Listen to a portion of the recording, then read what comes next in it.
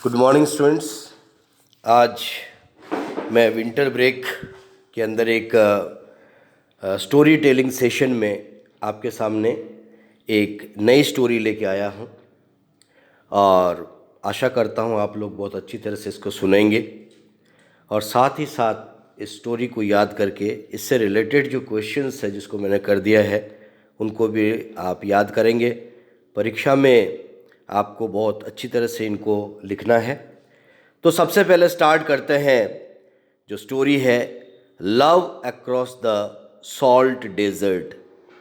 सबसे पहले आप ये देख लीजिए, सॉल्ट डेजर्ट ये जो रेगिस्तान है जो भारत और पाकिस्तान को जोड़ती है, जो थार का रेगिस्तान है, और उधर गुजरात से अगर हम शुरू करें तो ये नमक का जो एरिया है और उससे जो ये पाकिस्तान की जो रास्ता जाता है जो कि बॉर्डर का एरिया है, इसमें एक प्रेम कहानी का जन्म होता है और इस राइटर ने बहुत अच्छी तरह से इसको लिखा है। सबसे पहले जो लाइंस आपके सामने आ रही है उसको अच्छी तरह से देखिए, उसका हिंदी में मैं ट्रांसलेशन कर रहा हूँ और उसको अच्छी तरह से पढ़िए। There are two main characters in this story. इस कहानी में दो मुख्य कैरेक्टर्स हैं, चरित्र हैं, नजब एंड फातिमा। उनमें से जो नायक है, जो एक्टर है, उसका नाम है नजब और जो हीरोइन है या एक्ट्रेस है उसका नाम है Fatima. The whole love story revolves around these two characters. Revolve का मतलब होता है घूमना। ये पूरी कहानी ये दो चरित्रों के मध्य घूमती है। यानी जो कहानी का स्टार्टिंग है ये भी नजब से है और इसका जो अंत है वो है नजब और फातिमा का मिलन। और उसके बाद पाकिस्तान से फातिमा को लेकर नजब अपने गांव गुजरात में आ जाता है। ये कहानी आपके सामने है और इसके आगे देखिए, they live in two different countries. ये दोनों जो है अलग अलग देशों में रहते हैं। Najab lives at the border area of India. Najab border area में रहता है, सीमा के क्षेत्र में रहता है और भारत के भाग में रहता है। And Fatima lives in Pakistan, और फातिमा पाकिस्तान में रहती है। Both of them belong to traders family. Trader का मतलब होता है व्यापारी। ये दोनों जो परिवार है वो व्यापार करते हैं। दे trade in tendu leaves and spices. Tendu का जो पत्ता होता है जो भारत में पाया जाता है, इससे बीड़ी बनाने का काम होता है। तो यहाँ से ये परिवार, यानी नजब का परिवार, तेंदू पत्ता लेके जाता है पाकिस्तान और वहाँ से स्पाइसेस यानी मसाले, गरम मसाले लेकर आता है। There is a description of Rann of Kutch. Rann of Kutch मतलब कच्छ की जो खाड़ी है उसकी बहुत अच्छी इसमें व्याख्या की गई है। There is drastic scene of salt desert. Drastic का मतलब होता है भयानक और सीन का मतलब है दृश्य। किसका है? रन ऑफ कच्छ का। गर्मी के दिनों में जो कच्छ की खाड़ी है वो कितना गर्म हो जाता है उसकी व्याख्या इसके अंदर की गई है। The earth looks like furnace. Furnace का मतलब होता है भट्टी। ये पूरी धरती भट्टी जैसी गर्म हो जाती है। ये जो रेगिस्तान है, जो थार का रेगिस्तान है, ये पूरा गर्म हो जाता है। There is fissure on the earth. Spelling देखिए, FISSURE, इसका उच्चारण होगा फिशर। फिशर का मतलब दरारें। धरती के ऊपर दरारें पड़ जाती है, धरती फट जाती है। The love relation develops in Pakistan. इसी बीच में जो प्रेम कहानी शुरू होती है ये पाकिस्तान में शुरू होती है। Najab was attracted to Fatima. Najab Fatima से आकर्षित होता है because of her sharp features and looks. Sharp features किसको बोलते हैं? जिसके नाक नक्श बड़े सुंदर हो। लुक्स का मतलब शक्ल सूरत सुंदर हो, ब्यूटीफुल हो। इसी तरफ वो आकर्षित होती है। फातिमाज एंगेजमेंट फिक्स्ड टू महफूज अली। फातिमा का जो विवाह के लिए जो एंगेजमेंट होता है वो महफूज अली नामक एक व्यक्ति से फिक्स हो जाता है। Fatima did not like him. Fatima उसको पसंद नहीं करती है because he was over aged. Over aged मतलब काफ़ी बूढ़ा सा है, वयस्क है, और फातिमा बहुत छोटी है। एंड अगली, वो आदमी दिखने में भी बहुत बुरा है। अगली का मतलब बुरा, बदसूरत है। दूसरी तरफ अगर हम देखें, नजब वॉज यंग, नजब जवान है। शाई, शाई का मतलब बड़ा शर्मीला है। एंड स्मार्ट, और दिखने में बहुत स्मार्ट है। He was very modest, modest का मतलब बातचीत करने में बहुत शालीन है। Fatima left Pakistan and came to India with Najab without Kali Shah's permission. अब फातिमा किसकी बेटी है? काली शाह की बेटी है। और एक दिन क्या होता है, रात के समय ये लोग निकल जाते हैं घर से, पाकिस्तान से, और वो भारत आ जाते हैं। वो एक्चुअली भाग के आ जाते हैं और इसके बारे में काली शाह को कोई खबर नहीं होता है। It was the auspicious day. Auspicious का मतलब बहुत शगुन का दिन था। When there was showers of rain in the village after 3 years regular drought. जब फातिमा और नजब इस गांव में आते हैं तो फातिमा के कदम से इस गांव में एक चमत्कार होता है। 3 साल के लगातार अकाल पड़ने के बाद जो पूरी धरती सूख गई थी, और उस दिन जब फातिमा उसके ससुराल में आती है, यानी नजब के घर में जब आती है, तो बरसात की बूंदें पड़ने लगती है और चारों तरफ बरसात ही बरसात होता है। और आप जानते हैं रेगिस्तान के एरिया में जब बरसात की बूंदों को किस रूप में लिया होगा, ये आप अंदाज़ा लगा सकते हैं। और उसके बाद क्या होता है, ये उस दिन से उसको, फातिमा को गांव में एक शुभ संकेत के रूप में माना जाता है। ये माना जाता है तब से लेकर अब तक कि फातिमा जिस दिन गांव में आई उसी दिन गांव में बरसात हुई। ये हिंदी अनुवाद जो आपके सामने आ रहा है, ये पूरी वही हिंदी अनुवाद है जो मैंने करके आपको अभी दिया है। अब देखिए इससे रिलेटेड कुछ क्वेश्चंस। क्वेश्चन नंबर 1 है, write about the rituals performed at Panchmai Pir. Panchmai पीर क्या है? एक पीर बाबा है, वहाँ पर एक तरह का धार्मिक अनुष्ठान होता है। और धार्मिक अनुष्ठान मतलब जब ये स्मगलर्स या ये जो लोग भारत से पाकिस्तान की ओर जाते हैं तो अपने साथ कुछ भोजन का या प्रसाद का सामान लेके जाते हैं। ये पंचमाही पीर में वहाँ पर चढ़ा देते हैं, और चढ़ाने के बाद एक नियम है कि थाल बजाई जाती है। और थाल बजाने के बाद अगर जैकल्स, लोमड़ी टाइप के जो जानवर हैं, अगर आके उनको खा कर चले जाते हैं तो उनको संतुष्टि होती है, तो ये जर्नी आगे की ओर बढ़ता है। और यदि नहीं होता है तो ये जर्नी वहीं रोक दी जाती है। तो इसमें से क्वेश्चन आया, बोर्ड में भी ये क्वेश्चन आया है और बार बार ये क्वेश्चन आता है और काफ़ी इम्पॉर्टेंट क्वेश्चन है कि पंचमाई पीर में होने वाले अनुष्ठान के बारे में बताइए। तो देखिए, पंचमाई पीर was situated on the hill top of काला डूंगर। काला डूंगर एक पहाड़ी है, पहाड़ी के ऊपर, हिल टॉप के ऊपर, उसके शिखर पर एक मंदिर है और ये पीर बाबा का स्थान है। इसको बोला जाता है पंचमाई पीर। It was a religious place. Religious का मतलब धार्मिक, ये एक धार्मिक जगह है। There were footprints of पंचमाई Pir on it. ऐसा माना जाता है कि इस धरती पर, इस काला डूंगर के ऊपर, इस मंदिर के आसपास या इस पीर बाबा के स्थान के आसपास पंचमाई पीर के चरणों के जो चिन्ह हैं वह अभी तक वहाँ पर देखे जा सकते हैं।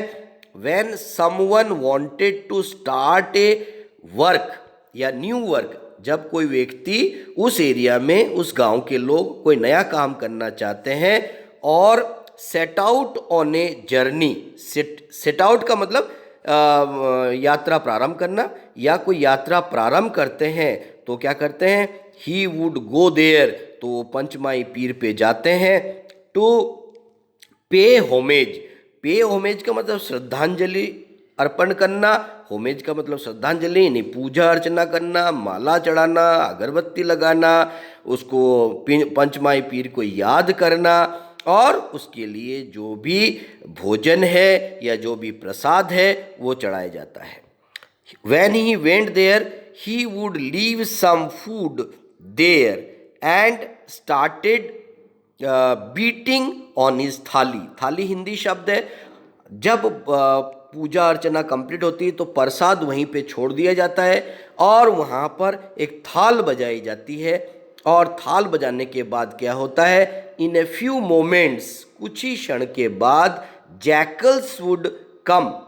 जैकल्स एक जो आपका वुल्फ जैसा जो जानवर होता है, जो वो वहाँ पर जंगलों से आ जाते हैं, and ate up the food, और पूरे भोजन को वो बड़े प्यार से खा जाते हैं। ही हैड ऑफर्ड, ही मतलब कोई भी व्यक्ति जो यात्रा शुरू करता है उसने जो वो प्रसाद चढ़ाया हुआ होता है उसको वो खा लेते हैं।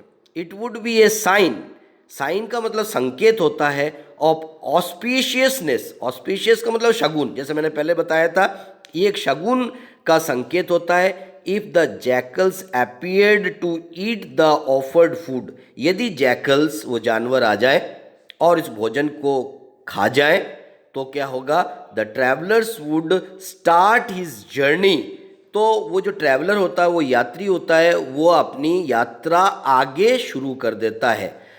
अदरवाइज यदि ऐसा नहीं होता है, then the traveller would cancel his journey, और वो अगर भोजन करके नहीं जाता है वो जैकल, तो ये मान लेते हैं कि आगे कोई ना कोई प्रॉब्लम आएगी और वहाँ पर वो यात्रा ख़त्म कर देते हैं।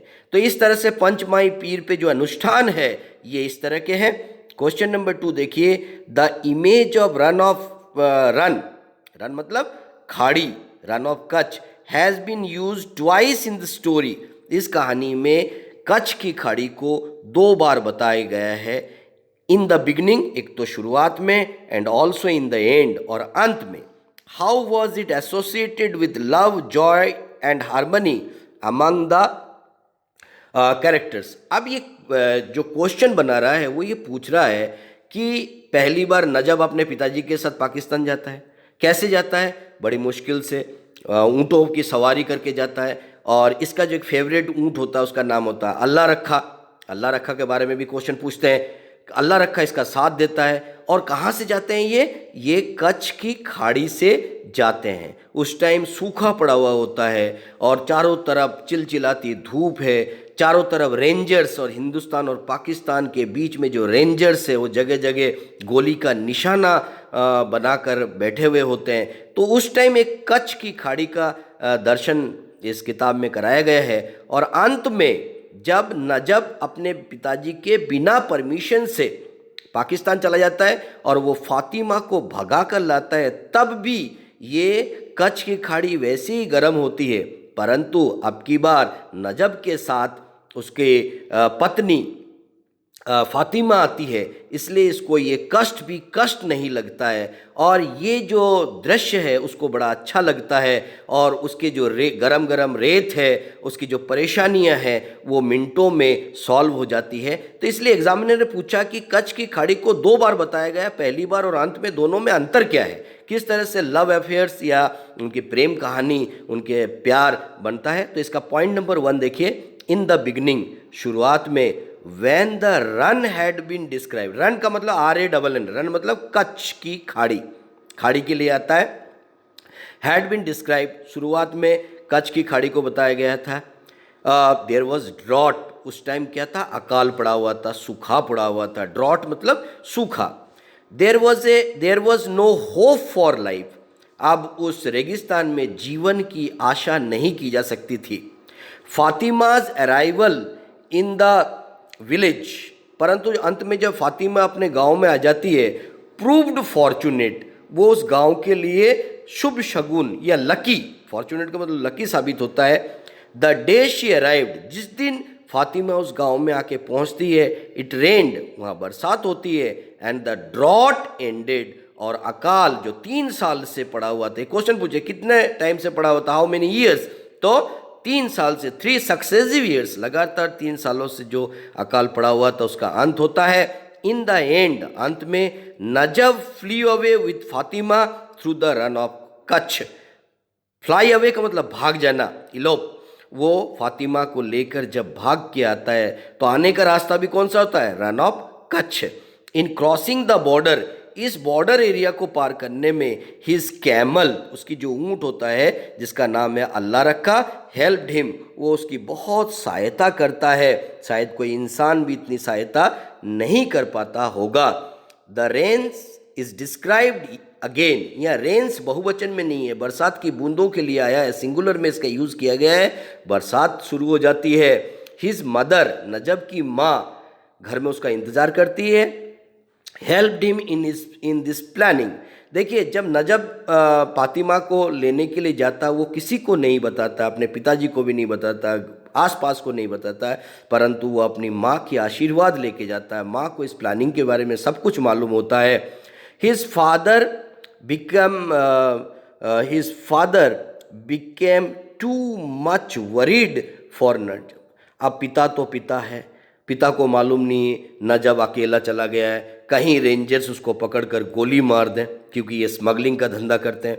उसको बड़ी चिंता होती है। ऑन हियरिंग द नॉक, जब भी घर में रात को कोई खटखटाहट होती है at the door, he open the door, तो दरवाज़ा खोलता है।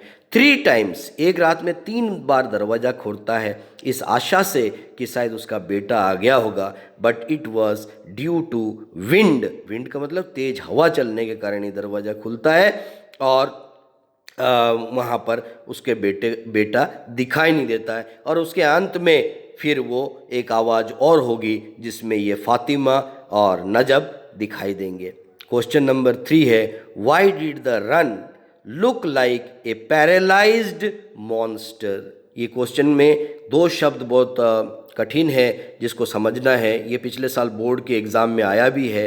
पैरालाइज्ड, पैरालाइज का मतलब होता है लकवा, और मॉन्स्टर का अर्थ होता है दानव। ये पूरा जो रेगिस्तान है गर्मी की सीज़न में कैसे दिखाई देता है? जैसे कोई बहुत बड़ा दानव या राक्षस सोया हुआ है, उल्टा सोया हुआ है, और उसका शरीर विकलांग हो गया है, और चारों तरफ की धरती को उसने अपने आगोश में ले लिया है, और पूरी धरती तड़पती हुई नजर आती है। ऐसा लगता है कि उसके शरीर के ऊपर जगह जगह घाव हो गए हैं। तो ये पैरालाइज्ड मॉन्स्टर की जो इमेज है वो लेखक ने क्यों दिया? क्योंकि कच्छ की खाड़ी के ऊपर जगह जगह जो दरारें पड़ गई है, उस दरारों को राक्षस की पीठ के ऊपर फफोलों से, दरारों से, मवाद से, खून से, उसकी विकलांगता से बताई गई है। तो ये क्वेश्चन पिछले साल बोर्ड में आया हुआ है, फिर आएगा ये क्वेश्चन, बहुत इंपॉर्टेंट है, तैयार कर लीजिए। आंसर को देखिए, the run looked like a paralysed monster. ये रन जो है, रन का मतलब खाड़ी, यानी कच्छ की खाड़ी, कैसा दिखाई देता है?